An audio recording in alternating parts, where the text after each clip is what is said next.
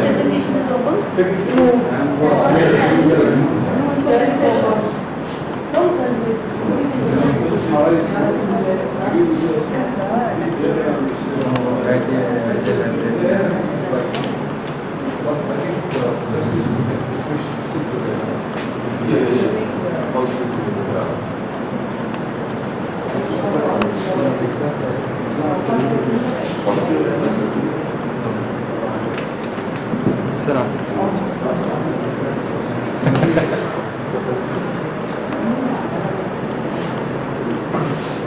At the function, the inaugural ceremony, to begin with a bouquet presentation to our chief guest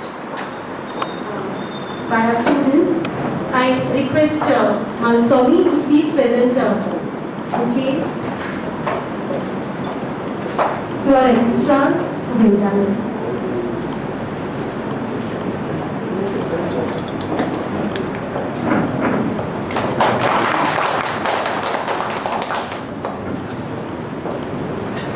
I now request Men Chuangi to please present the bouquet. Professor Nyanzala, Dean, Seminars.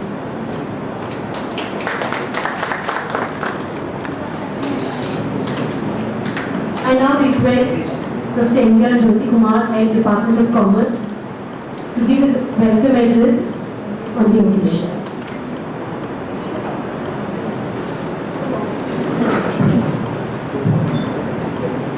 Thank you, Rama. A very good morning to you all.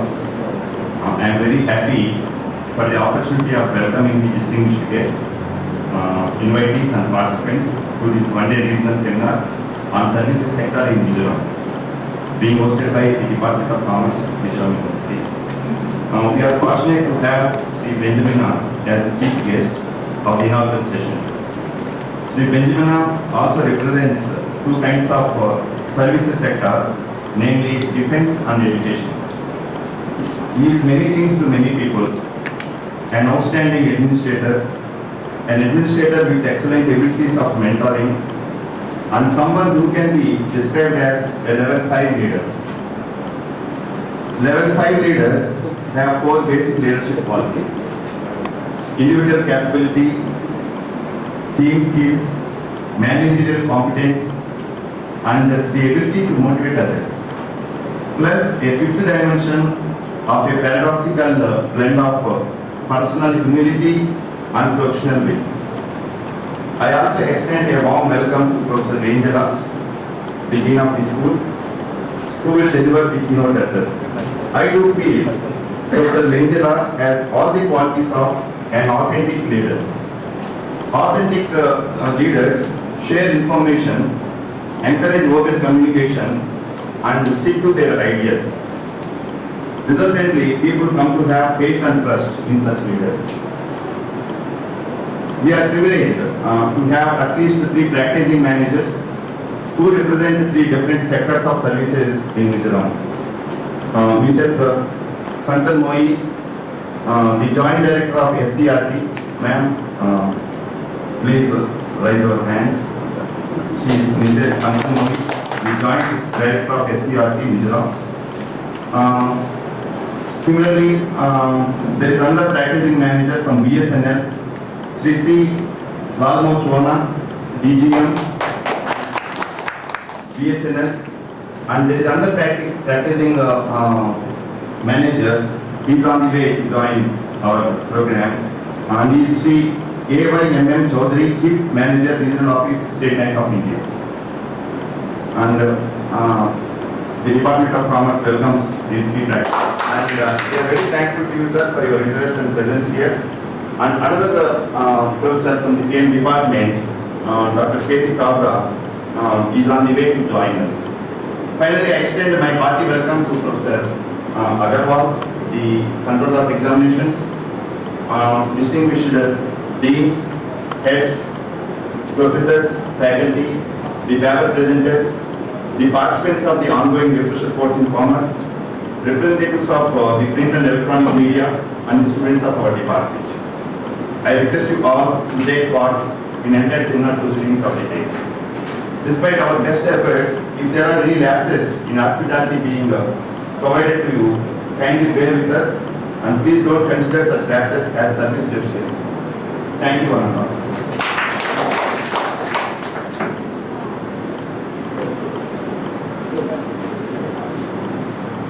I now request Dr. Bhartinder Singh, convener of the seminar, to brief the participants about the seminar.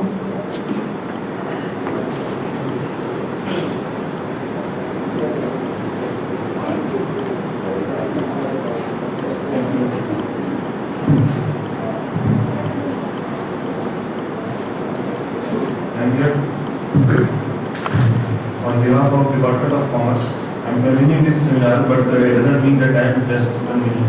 It is called Teamwork of the Commerce, which is going to organize this seminar. So I will give something, a brief introduction of services sector. It has just value and then services sector is one of the three sectors of the three sector axis. This trifurcates economies into three sectors of activity. Namely, primary, that is extraction of raw materials; secondary, that is manufacturing; and tertiary, that is services. Hypothesis suggests that the prime focus of an economy's activities shifts from the primary through the secondary and finally to the tertiary sector. The three-sector hypothesis highlights another interesting feature of economy.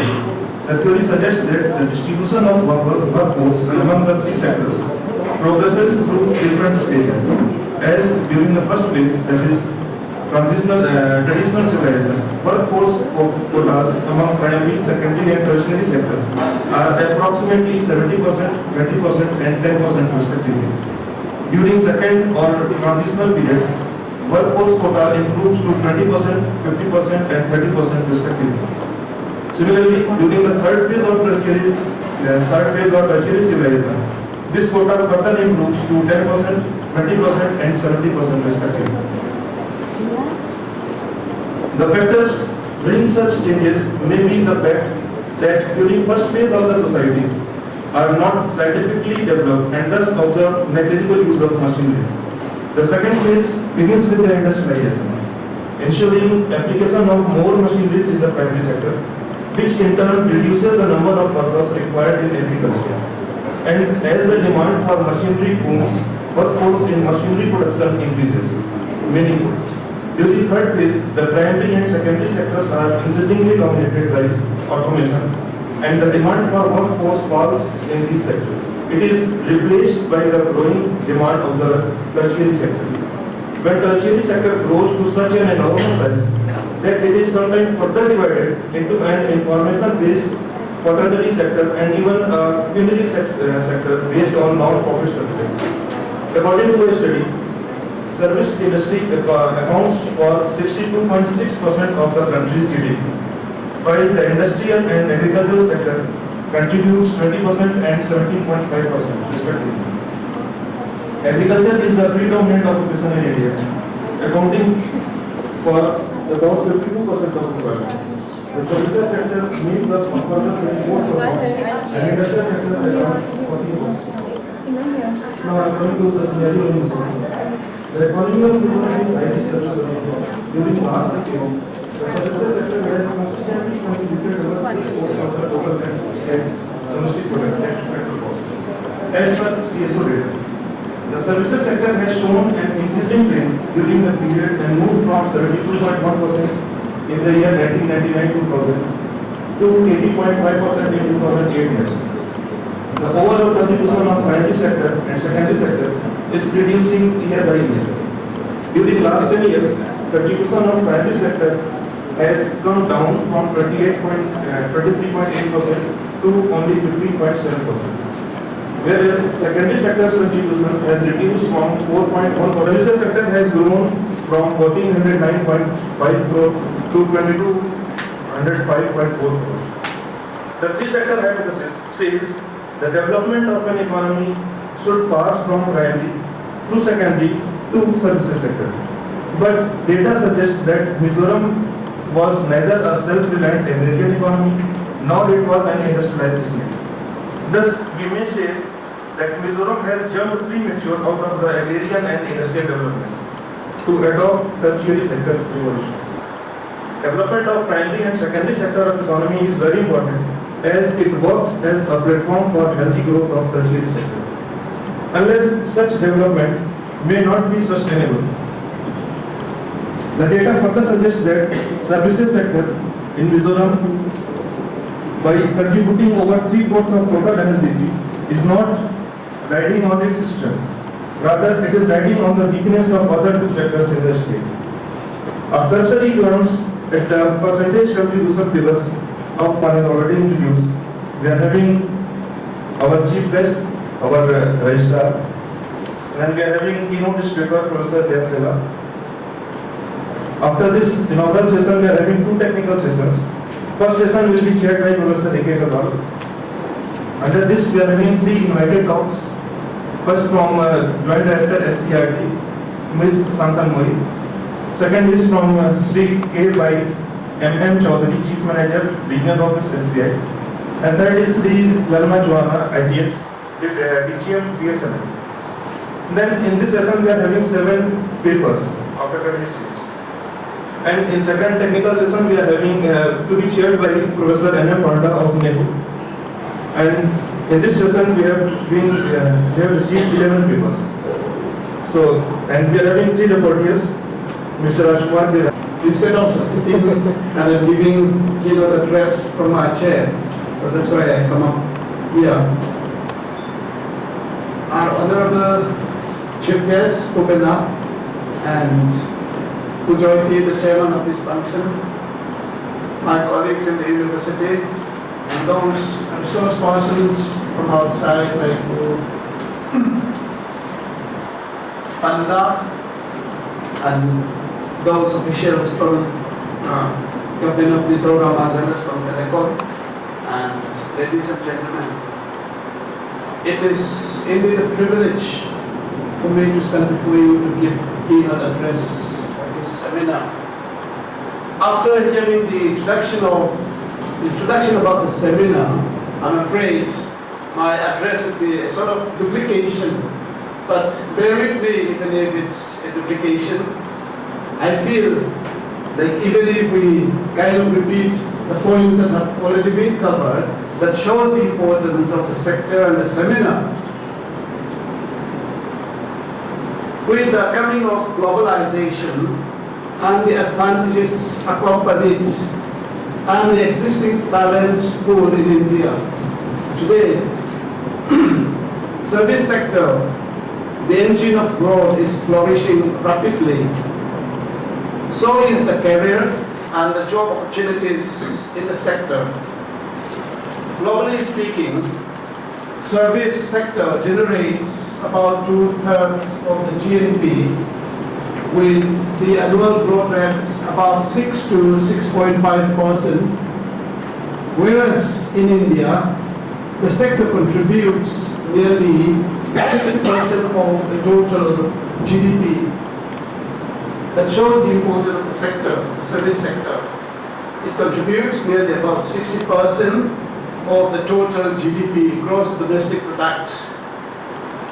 But, there is a big but.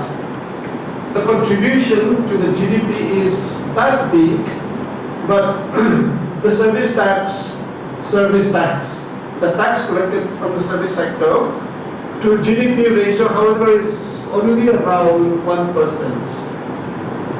So, imbalance is that big. The Union Finance Minister, in his budget speech recently, proposes to retain the rate of tax on service at 10%. The Planning Commission, in its report, stated that by the year 2020, the 120 million job out of 200 million will be from service sector. So that is the scope. the service sector has in India. So by 2020, out of the 200 million jobs that will be made, 120 will be from service sector. So that is the road made by the service sector in the economic quality. No one can underestimate the importance of service sector in today's world. The communications revolution has turned the world into global village. There is a man from communication like telecom. So the communications revolution has turned the world into a global village. Free trade in services will help us export white-collar labor services, just as free trade in manufactured goods permits to export blue-collar labor services. Since service industry is the people's industry, this industry generally deals with products which are intangible, things which can only be experienced. The entire service industry can be segregated into various segments. I have listed out quite a few. So we have around 19 different categories under the service sector. Hospitality services like hotel, restaurant, resorts, tourist complexes like this, and then ITs and BPOs. And then for the third category we have travel and tourism services. The fourth, transportation services like railway, airline, cruise line, local passenger transportation. Then telecommunications and communications. Retail business, event management, event services like conference, convention, exhibitions, expositions. And then we have banking, financial, insurance.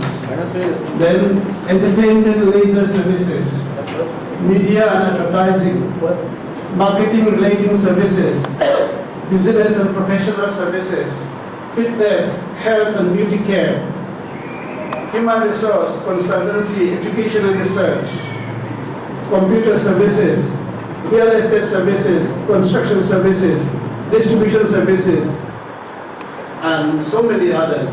So categorically we can say there are big 19 categories under this sector services, service sector. Ask Jamina to please give his inaugural address.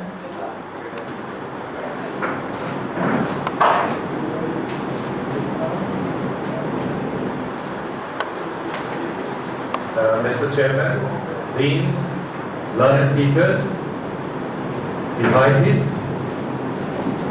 participants of this seminar, ladies and gentlemen, it is my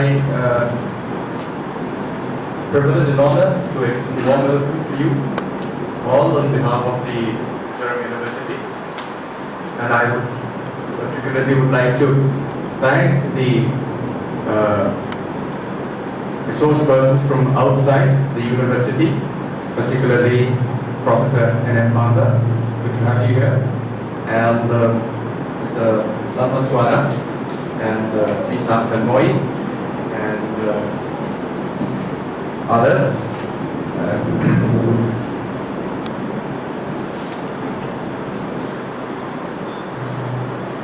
I was expecting a longer and more elaborate keynote address from Professor Gyanzela, sort of like my, time is, limited, so that I don't have to bore you.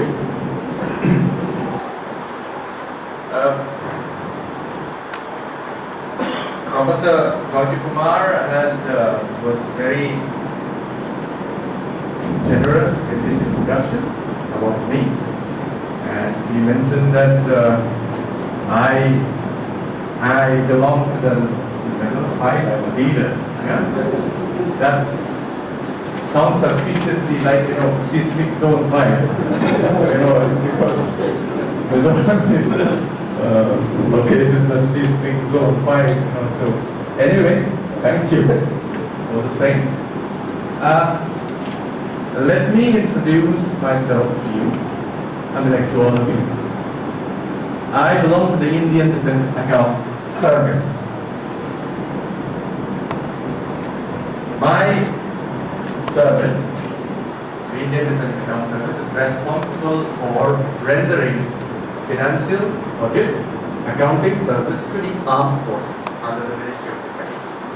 And my mission statement is to render prompt, quality service to the services at all times, inside and outside the country.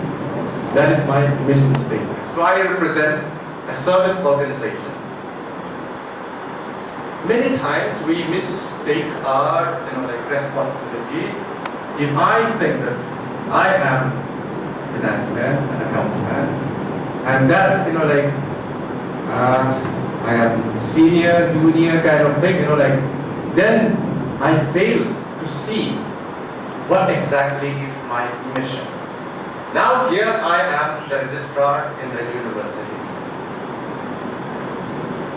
I am one of the statutory officers like Professor A.K. Agarwal, who is the controller of examination. Now I am not supposed to be treated like a VIP of the university. My duty is to render service to the teachers and to the students, so that the university can fulfill its opportunities and challenges. I have been explaining, as I said, to the staff, the non-teaching staff, that who is important. Sometimes they tend to think that we come first and in that order, non-teaching, teaching, and students.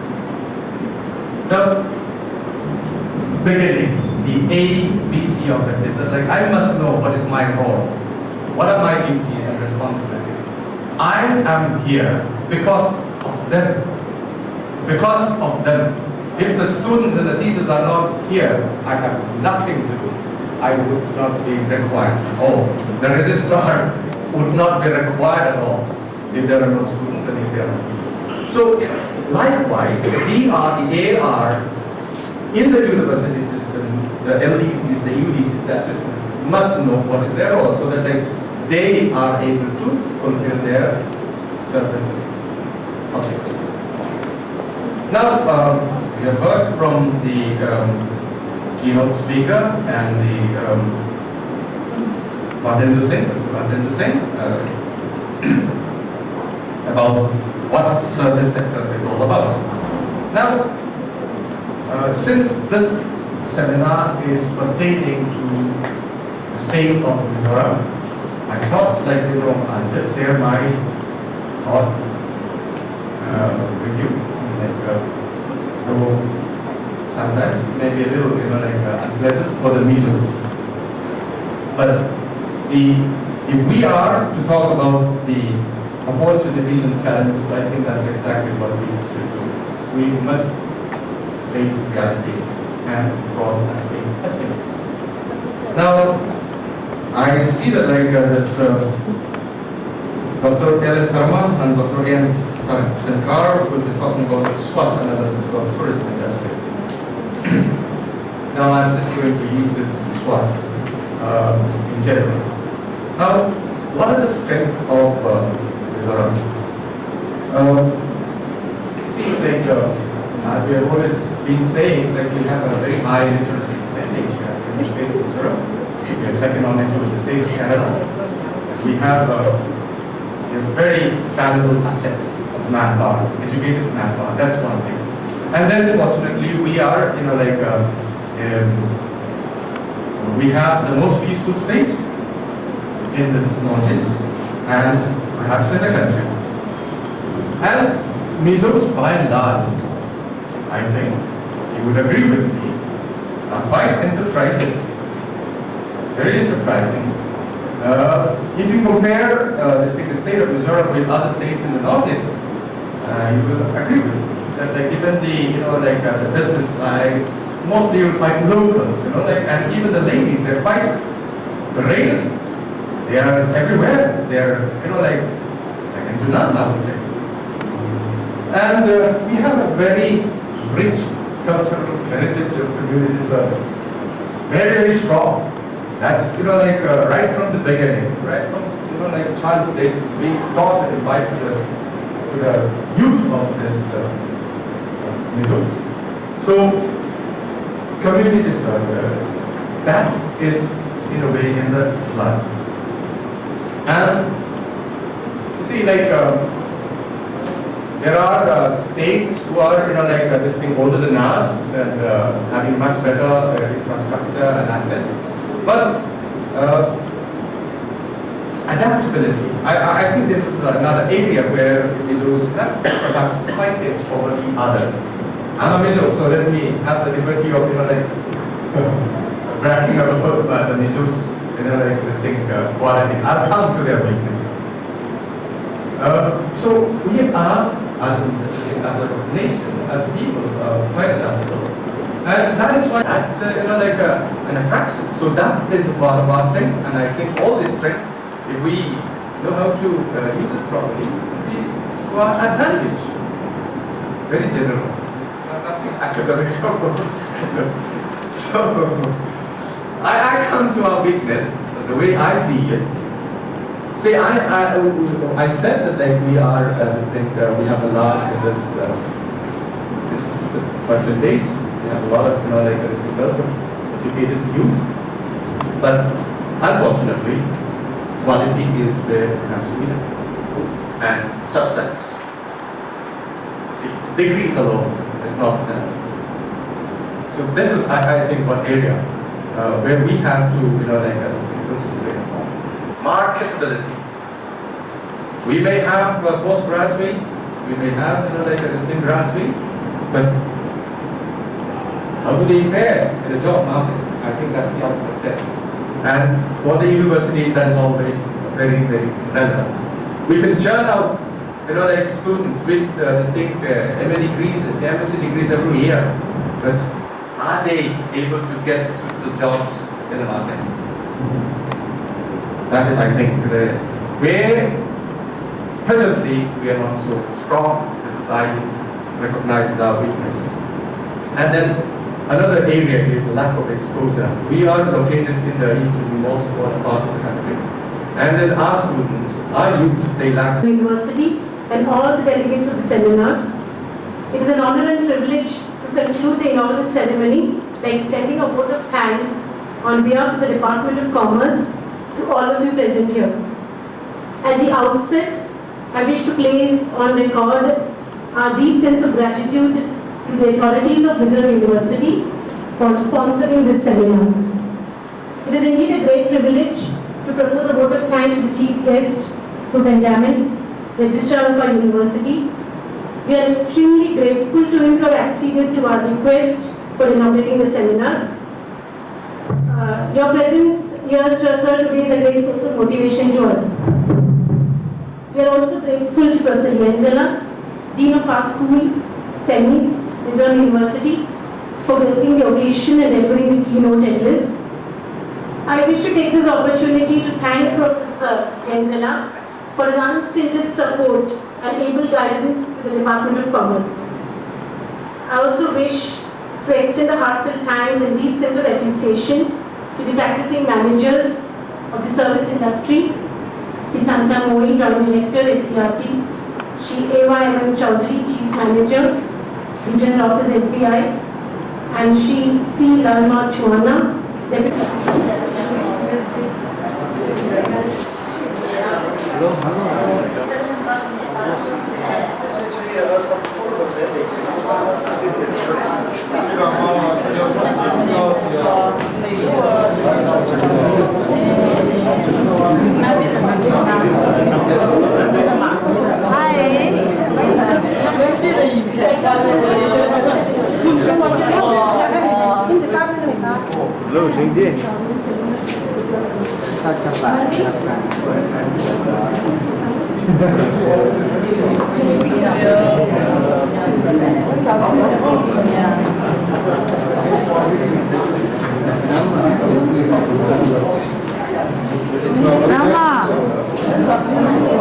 You're learning from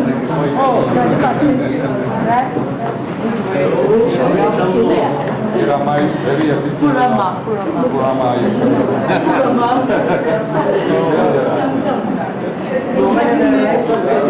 efficient.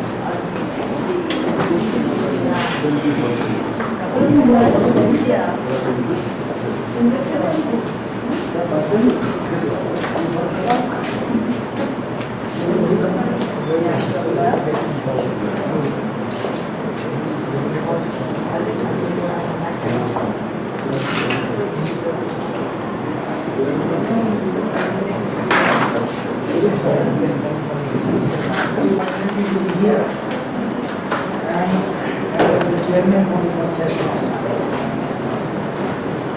When I received the invitation and I found that it is something different from the general. I decided to continue the paper also. I will be the second part. Time presented around 1.40 hours. So I request you have to be, especially my teacher, that the organizer and box to invite two persons who are engaged in the service sector, the government telecom. Another one we will find out that will be the SDI, particularly in administration and basic education, and another one you will find out Dr. Mr. Machona, particularly from the BSN. So first of all, I will invite Ms. Anmoy, Mrs. to deliver our talk. We are giving around 10 to 12 minutes. Please make sure that you will be confined yourself with that time frame, because after 1:30 there will be lunch and then another session will be there. So if any delay in this, it will be stealing time from the second session. Kindly adhere to the time frame. Please.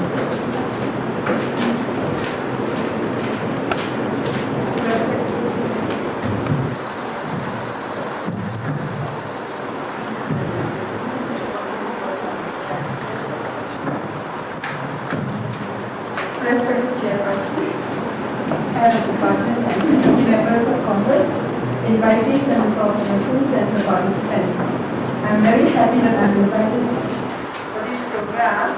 Actually, this is the second of the year and very difficult to prepare ourselves due to financial problem in the office, and I didn't have much time for my preparation. I have been only few slides to be shown. And I can talk about only the area of vocational education that we have taken under SCRT. Even though we have so many other programs, which is directly with the service sector, which is linking to service sector, is only with educational program. So I will be talking about educational program. the background information. The National Policy on Education 1986 has recommended on the basis of Kothari Commission that there is a need of revolutionary changes in the education system. One is a thorough reorganization of education structure, that is 10 plus 2 plus 3 pattern, and also a provision of distinct vocational stream at the plus 2 stage. In the recommendation, we wanted to divert 20% of students at the plus 2 level to job-oriented courses. Then, they constitute work experience as an integral part of general education, and to ensure the terminal nature of the course as well as provide chance of upward mobility of the meritorious students. And the vocational students are not supposed to be ended at this stage, but they have to go for upward mobility also if there are meritorious students. As such, the Government of India launched a centrally sponsored scheme of vocational education or secondary education in the country to introduce diploma courses in MLT and AET are not offered in any of the academic institutions of Mizoram. So, like Ripan has stopped these diploma courses. In Mizoram, we don't have diploma courses for MLT and automobile engineering courses. But in our recruitment rules, the requirement is diploma certificate. Then this has given us so much of a problem in the department. With the above mentioned situation, effort may be made to provide for vertical mobility for the following trades: automobile engineering, medical laboratory technician, horticulture, sericulture, commercial garment designing and dressmaking. I believe that there is NIT is going to be open in the university. So if this is open, then our students will have a chance of going upward. Then it will not give so much of a problem. So there is a possibility of diverting more students from high school, from high secondary school. Placement to make education more meaningful to our students and to enhance employability of our educated youth. Employment opportunity must be made accessible to them. And my friends, today, basically, my idea was supposed to come to attend this seminar, but we're very busy looking in poverty. So I come here to share something.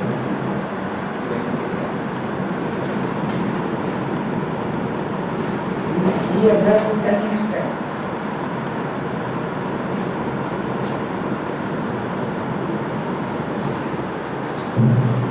So, Government of India has selected industries as the backbone of the country to provide the daily needs of people within the village and full employment there for increasing rural household incomes. Government has set up various committees, and some of the recommendations they have given to avoid further unemployment and underemployment in the existing occupation, provide progressively for additional opportunities in rural areas, and to adopt production technology appropriate to prevailing conditions of unemployment and scarcity of capital trained personnel necessary for achieving a decentralized pattern of industrial growth. More emphasis would be given to non-farm sector activities, especially for the poor who are below poverty line and need immediate credits. Rural financial institutions, scarce inputs, and most of the activities are environment friendly without much problem to the pollution. So the importance is the Indian economy, which is characterized by the features of overcrowded agriculture, chronic mass poverty, widely prevalent unemployment, narrow and unorganized markets, and absence of large-scale application of scientific and technical application in rural areas. With the availability of plenty of manpower, the development of rural sector can be possible by expanding rural industrialization and services which have vast potential for large-scale employment and thereby assist in alleviating the twin problems of poverty and unemployment as well as migration of people from rural to urban areas and encourage integrated rural development contributing to rural prosperity. The idle manpower, which is a serious problem in rural area, can be absorbed to non-appreciable extent, thereby relieving the strain on the economy. It may even work in useful safety valve by easing the pressure of population growth and the economy. Cost of employment is very low as compared to the cost of employment in large and small scale industries. This also leads to larger employment of women in rural sector.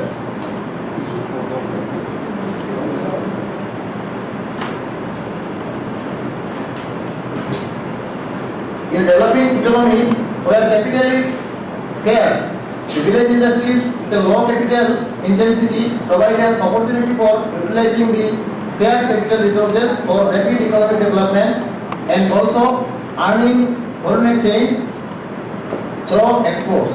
The maximum utilization of locally available raw materials with less wastage in production spread over evenly across the country will help the economy in arresting inflation. During the last 1 decade, it is noticed that this sector gained importance by earning foreign exchange to the extent of rupees 10,000 crores. That I am invited for a small talk on this the service sector of telecommunications, and I hope that this will be useful for all of us. Since there is a time limitation, so I would like to go through very quickly. And today we will be talking about telecom services in Mizoram. With a 10 years experience of BSNL. Why 10 years? So I would like to introduce regarding the organizational structures. Why I was talking about 10 years. Incidentally, this particular years become the 10 years of BSNL after inception. BSNL was born on 1st October 2000. And at that time, Department of Telecommunications Service program of providing the rural community, the rural communications.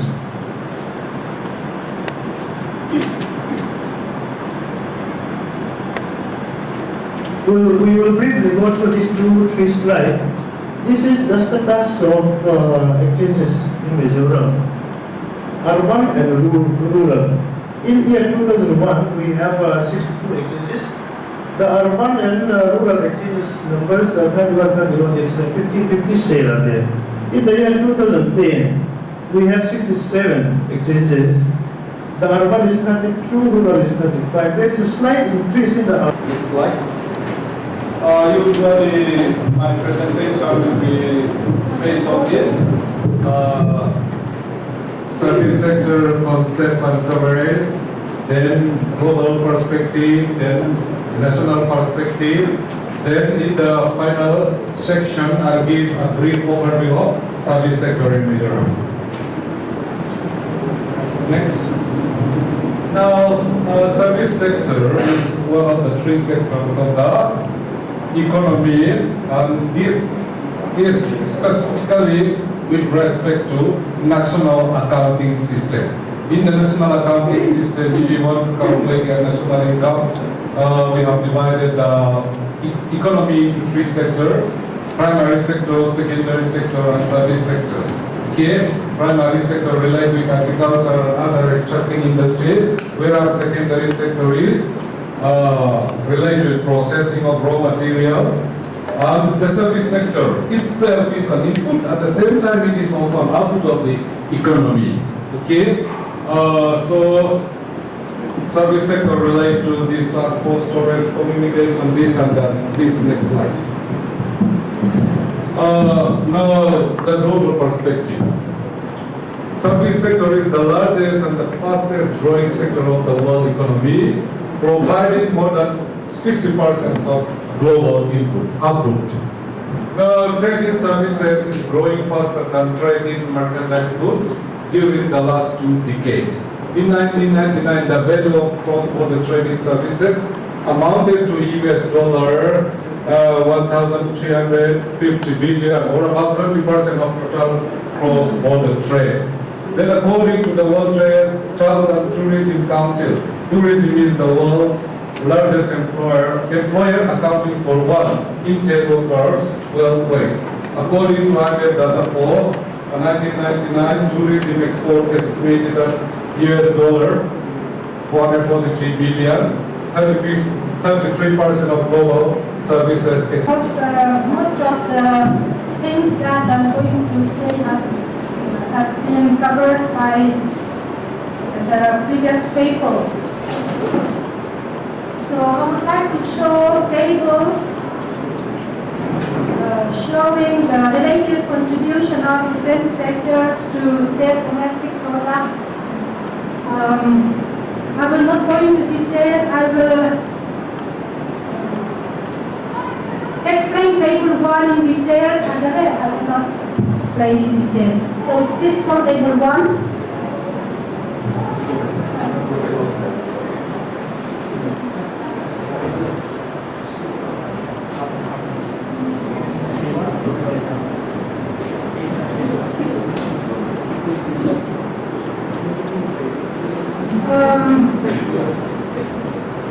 I collected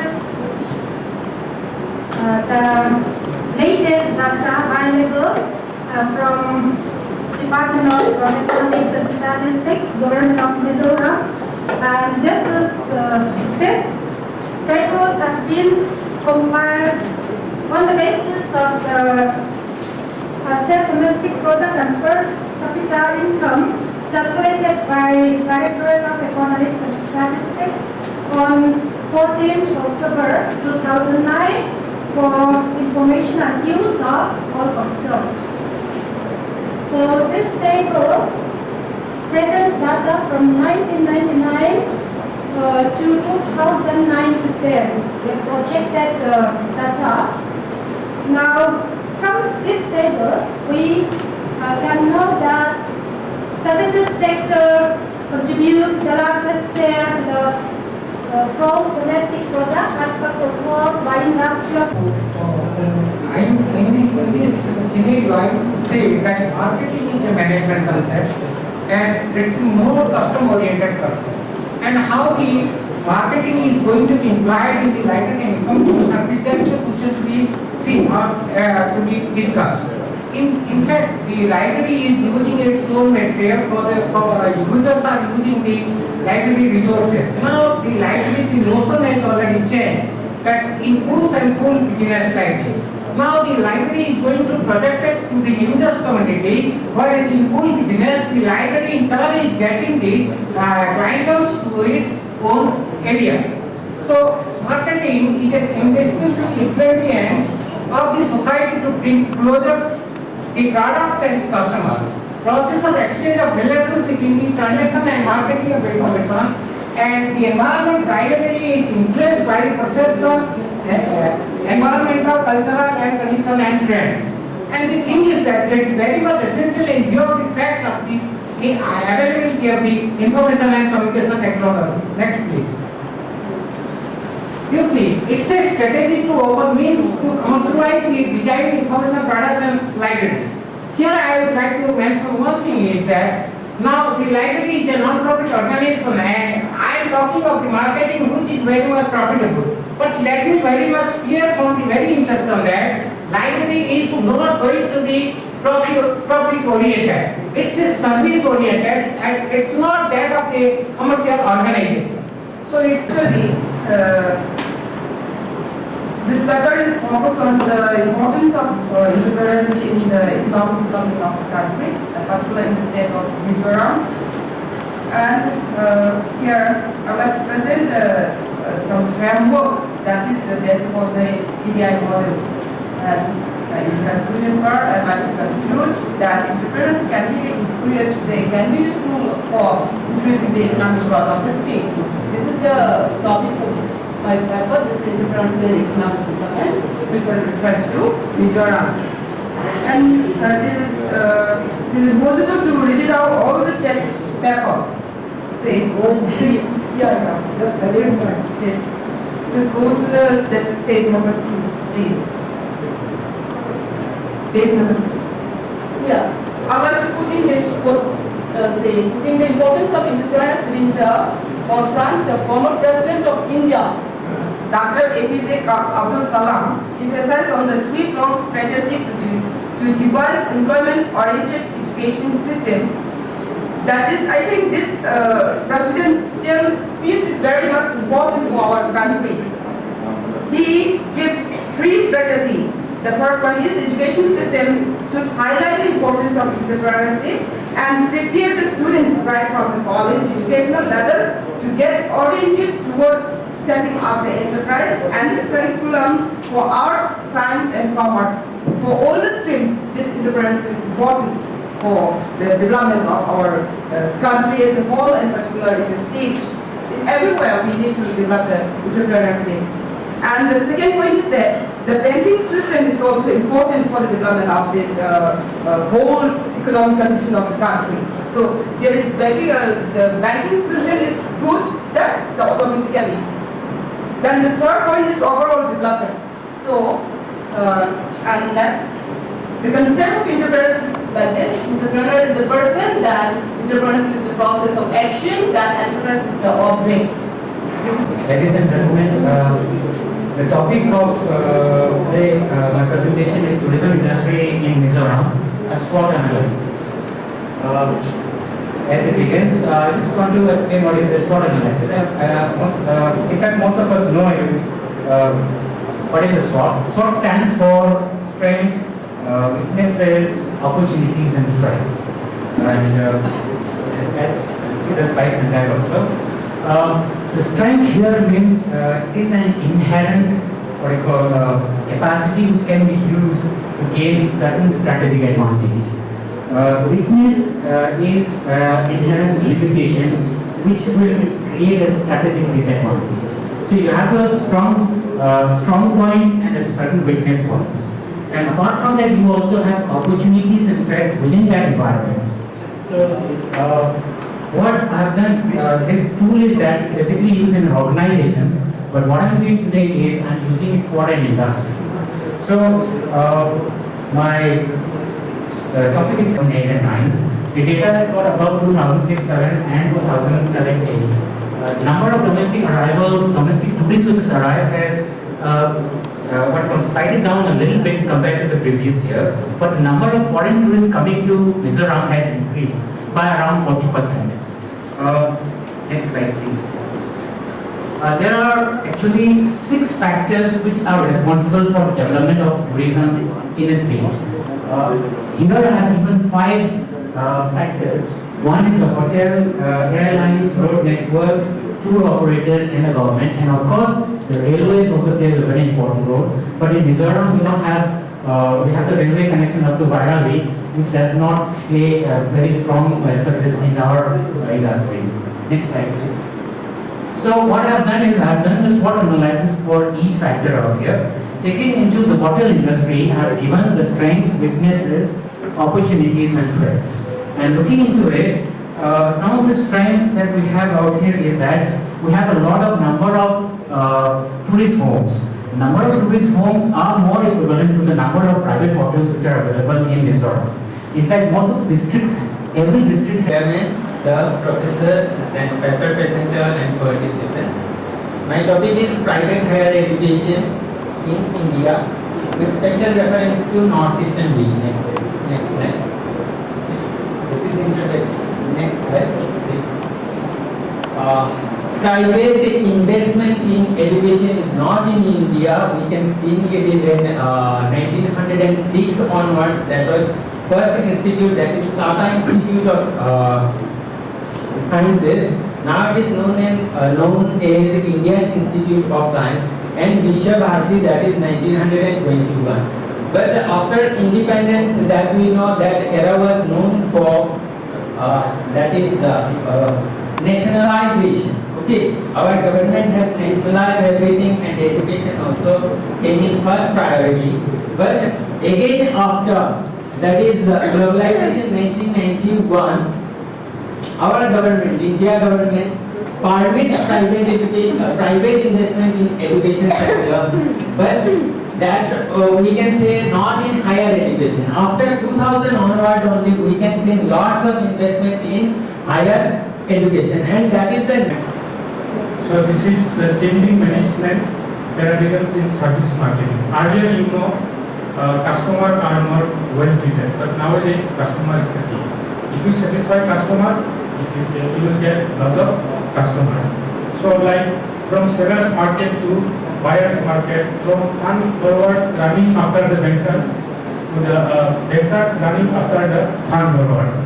So we are now focusing towards the customer, so that we can satisfy the customer to get our business. If we can, we are able to, as a service provider, if we are able to satisfy them, naturally we will get more and more customer, our business will grow. Likewise, free hard workers to EQ skills, like from slow and steady win in the race to fast and steady wins the race. So like that, there are so many parameters by which we can satisfy customers. So this is like. Now, reasons for growth of service sector. Why it is growing so fast?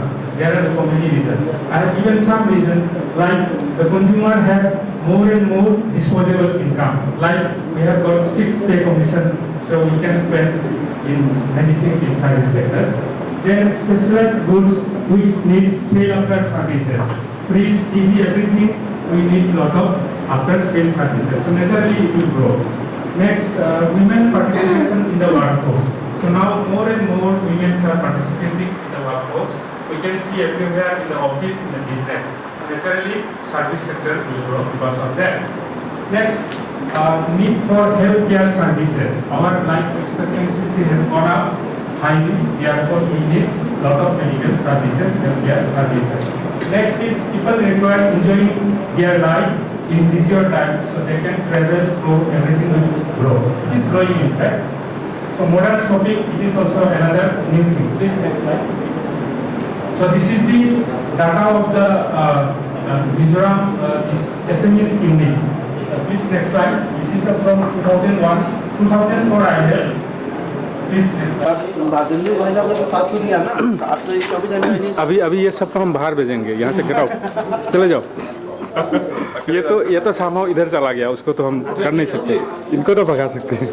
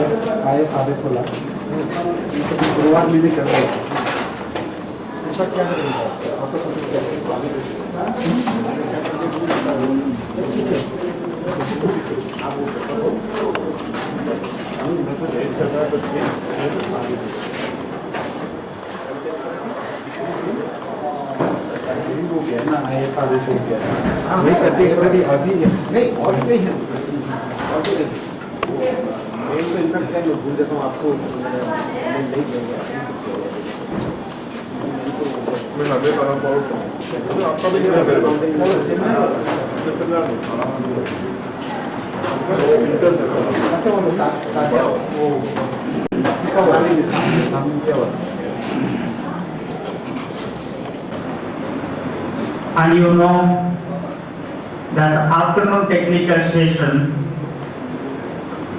is a difficult one, precisely because it is after lunch. Second, our transport difficulties that we are going to face late in the afternoon is the limiting roof.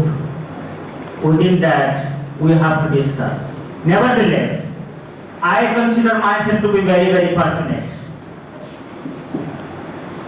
This morning when we started the seminar, everybody was talking about service as something that is invisible. But this session, around 11 persons along with their co-authors, they are going to present those services. I am considering myself to be very, very fortunate because I can be in a position to see those invisibles. I will not take time and I will straight down to the paper presentation, and if you allow me to speak something by saving some time from your share, then I will be fortunate. Okay. So may I please to begin with call upon Professor A.K. Agrawal to kindly present his paper, and it is on Look-East policy and sustainability of service sector led growth in Northeast India.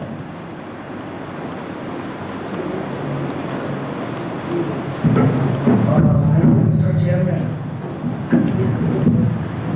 normally this type of thing, presentation is in the parliamentary session. So perhaps after one or two, all are the paper readers. So they were the listeners also as well as the paper reader also. When I received the communication from Dr. Bhadran Hussain, 900 days, it tempted me to go for the paper. Though it is the regional seminar, but it's very important aspect on the service sector in Europe. This is for the first time, rather we should take the opportunity as an economics department to go in the in-depth PhD thesis for the service sector in Mizoram, but we failed to do so, and the Commerce Department became the pioneer in that field by organizing this seminar. Mr. Chairman, I will not take much time. I thought that the paper will be available in the printed form along with the folio, but perhaps it is not there. Here we have seen that the government of India is talking too much about Look-East policy. So perhaps earlier we were looking towards the west, not towards the center. We were never looking to the east. So center has corrected that, look to the east where the sun is rising. National level, even with the neighboring countries, we have to compete. Whether you are going for the bridge construction, whether you are going for the power generation, whether you are going for road construction or any type of business, some sort of the expertise must be available with you. You must have command over those services. Then only you can take.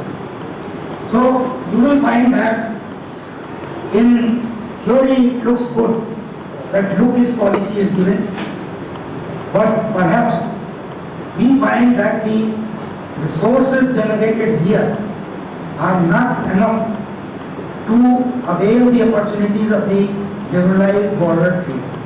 Whatever the agreement we made, whatever the service centers we have opened, whether it is in Chaupai or Darkhambad, something like that, but we are still at the infancy stage. Informal trade, as you find that somebody was pointing out earlier, that there are the Hong Kong market, Shanghai market. So it looks very good. In India we talk about the Hong Kong market and the Shanghai market. Secret is sitting in Gujarat. But what we are getting all the consumer items, all sorts of electronic, clothes, blankets, everything, even the soaps, toothpaste. So all the consumer items are available at a cheaper rate. So basically it is not in a formal trade, it is informal. So to formalize informal, this type of the informal trade, which is going through the various routes and with the under the cognizance of the government officials, that has to be stopped. If we want to stop, we have to export. Import is easy. So in two ways it hampers the economy of the state, rather the country. Now, the border trade, the government of Mizoram is also talking about. They have recently made an arrangement with the Bangladesh. And with Bangladesh they have made with the Mako and with Co. These are basically the horticulture products, the handicraft products and the milk products. They have made some arrangements. I don't know how long it will be. Because it is a normal tendency of the traders. Wherever they get the market, they will try to trade. They believe in the margins. They don't distinguish whether it is a Burmese or the Bangladeshi or Indian or the Mizo. They believe in trading margins. They will say definitely. So trading always gives an opportunity to make an understanding. By language, by sharing the old traditions, whether you know the language or not. But by him being pointed out or some conversation, you can exchange buy and sell. So it has compelled me to look into the service sector, that why when we are failed in the border trade, we are not gaining much, we are not gaining much. And I am not much hopeful. Unless otherwise, we learn a lesson from the Chinese. We sometimes compare ourselves with the Mongols. But where is the labor dignity? Where is that culture, work culture? We believe in the growth. We believe in the central resources. We look at even the Planning Commission chairman, the journalist from Guwahati, whether it is Basir Hussain or the Sanjay Barua or the others, or even the academics now, where we are going. Are we comparing ourselves with the state of Bimaru? Okay? Means we call them Bimaru. But there is not a missing link. There is the industrialization is there. Secondary sector is growing. They are not depending on those. They are not depending on the central resources. The central resources which are coming, according to Jayan Ramesh, 10,000 per person is being invested by the center. 13 million every annum is being invested for 32 million people, approximately, as per the current census. If you take that, he says that you just give 10,000 more. So whatever poverty poor people are there, give them 10,000 and poverty will be vanished. But again poor people will remain. So all 10,000 are not for productive poverty. It's only for consumption. So on paper we can remove, but basically we cannot. So basic link is required. Another thing, if you look in the service sector here, it is the public sector. You will find out that in percentage terms, the share of the public administration is declining. It's not a happening to enjoy that okay, we have reduced. We are not reduced. But basically, there is no opportunity in the government sector to expand further. This is the crux of the problem, that we cannot expand. How many districts we will open? How many departments we will open? This is a small state of around 12 to 13 lakhs people, and we find more than a lakh in the jobs. So the other sectors which are coming up, that is the construction. Who is constructing?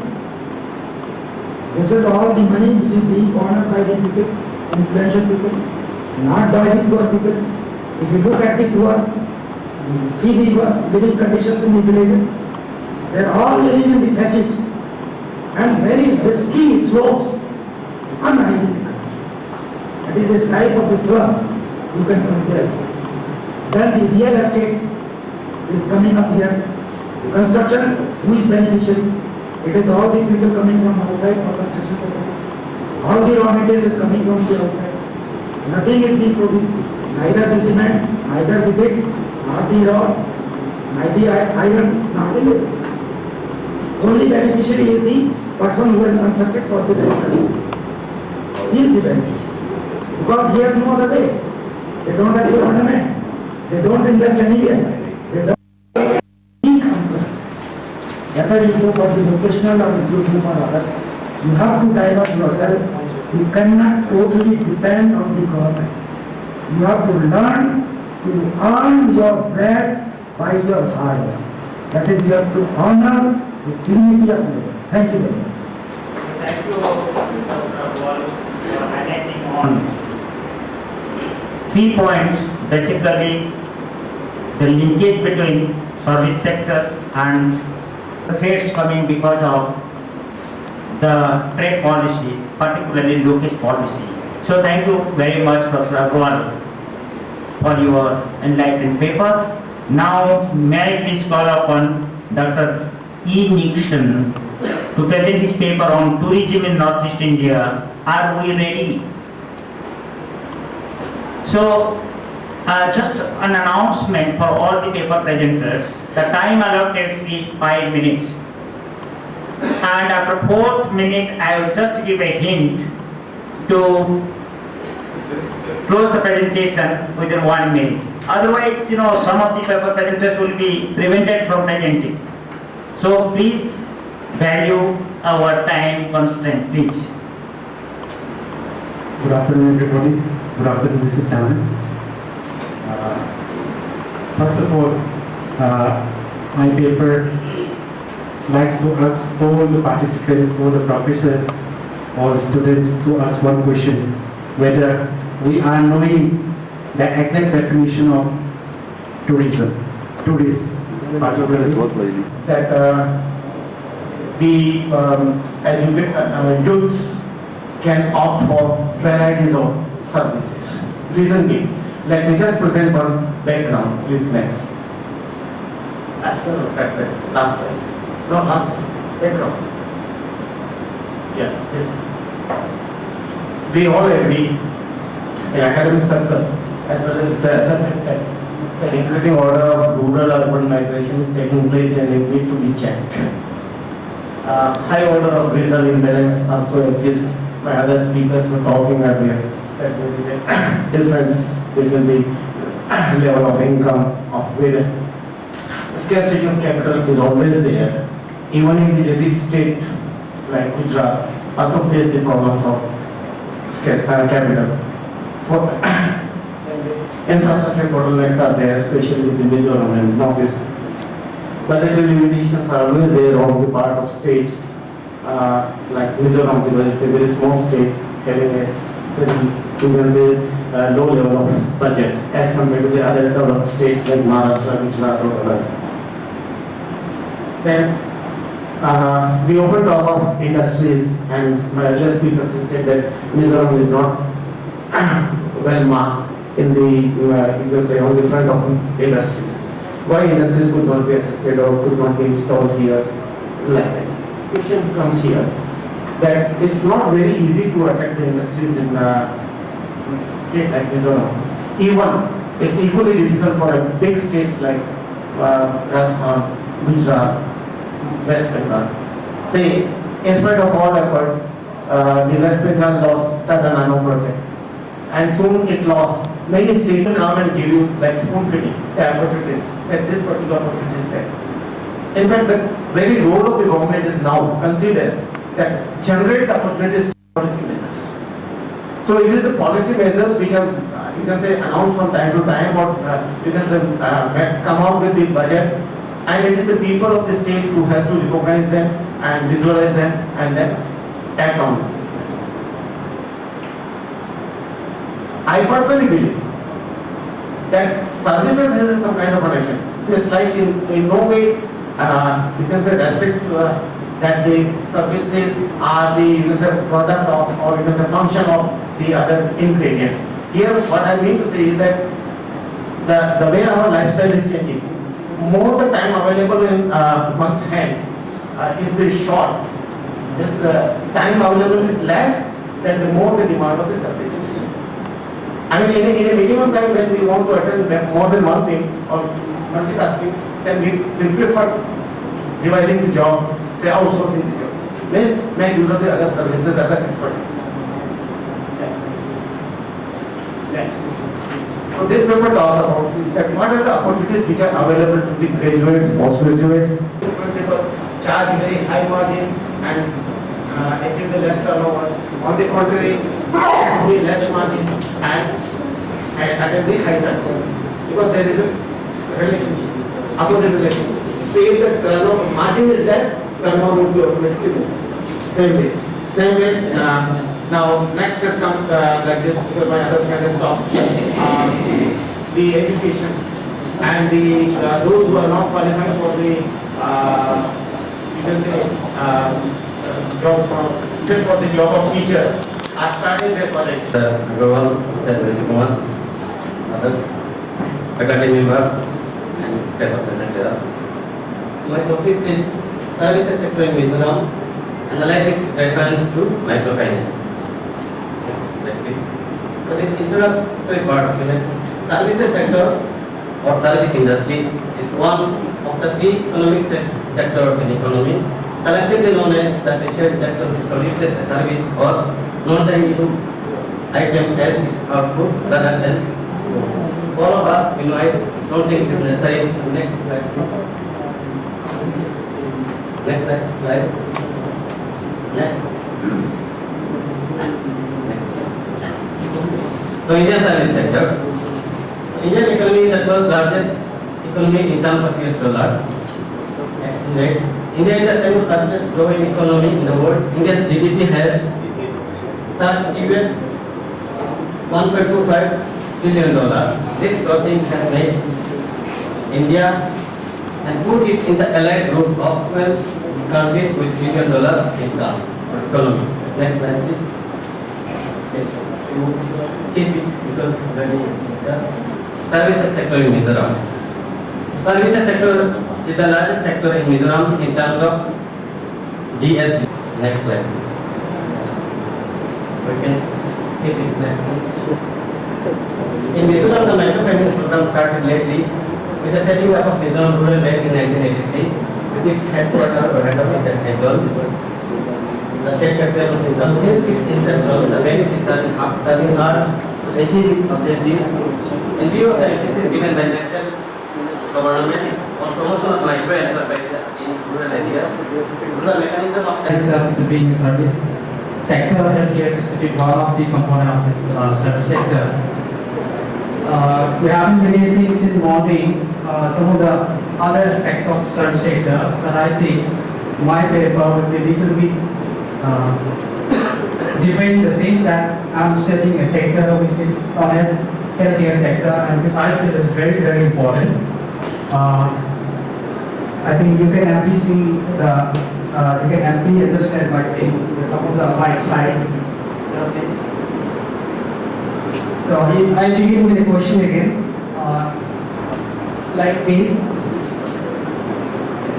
Basic healthcare is a privilege or a right. So it's an issue because my topic itself is the commercialization. Commercialization means you have a motive for profit. You engage in some profit motive. So we have to answer whether we agree or not. Certainly not going to answer. This for us to answer because the system itself is such that we need to answer whether we are the health sector itself, the social sector, in a welfare economy of course, or are we in a commercialized world? So before I give my objective, there are some of the contrasting things. Just the beginning, the importance of health is given, especially the Constitution of World Health Organization and the bit of to get a real economic development for the state. The upliftment of the rural economy is the most important step, and it is a must so that through the banking services, these MRB services, some people can receive so many benefits from them. Here, as you know that the government of India set up the regional a committee under the chairmanship of M. Narasimham On 1st July 1975, for setting up of the new regional rural bank, which is for setting up of the regional rural bank, which is based on the sponsor rural-oriented and rural-oriented commercial bank that can be called the regional rural bank. After accepting their recommendation, the government of India had established this regional rural bank on 26 September 1975, and after 1 year, they also passed the regional rural bank Act 1975. Actually, these regional rural bank are taken on by the concerned state, the central government, the concerned state government, and the sponsor bank. The sponsor bank is the State Bank of India. The share capital is contributed by 50% from the central government, 15% from the concerned state government, and 35%. And my topic is growth and change in service sector in India, special reference to northeastern region of India. Service sector, it is a lifetime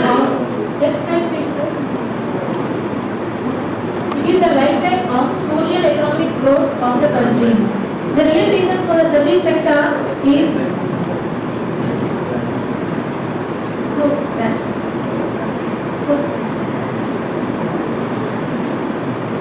the real reason for the growth of service sector is the increase in urbanization, privatization, more demand for the investment, intermediate and final consumer services.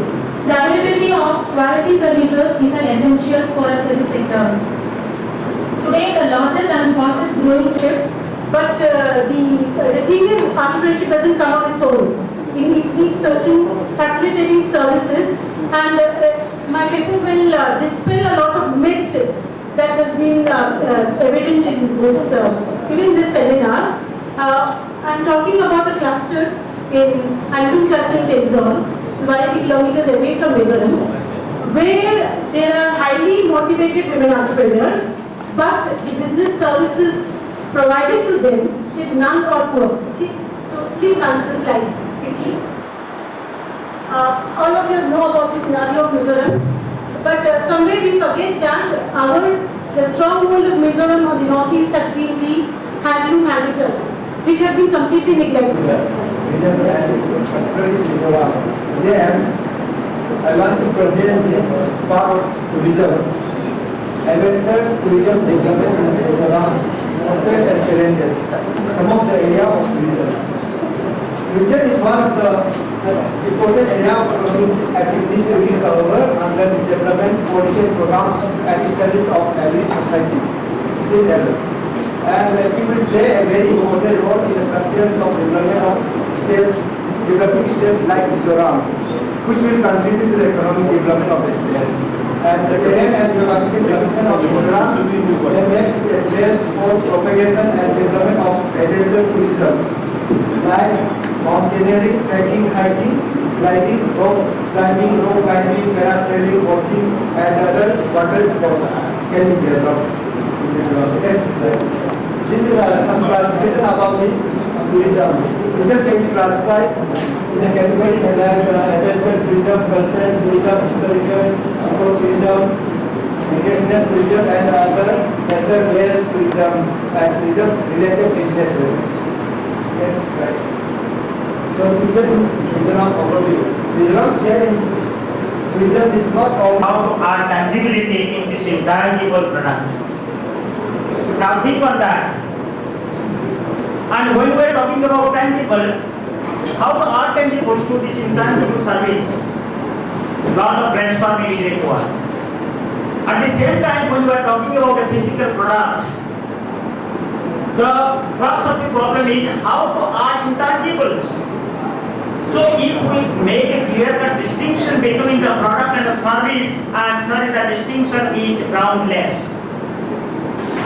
Maybe to focus with a special attention on the service, we particularly in the area of management, we segregate. Sometimes just to have a statistics to different sector, we segregate, but both are related. This is what Dr. Agrawal has stated, that service sector is not possible unless it is grounded on the primary and secondary sector of its own very difficult to sustain. Therefore, the question arises, how are tangibles to this intangible service? Second, how kind of the scope for adding intangibles. One more thing, we are going to publish this all papers as edited column. So please kindly submit your updated latest paper. Thank you.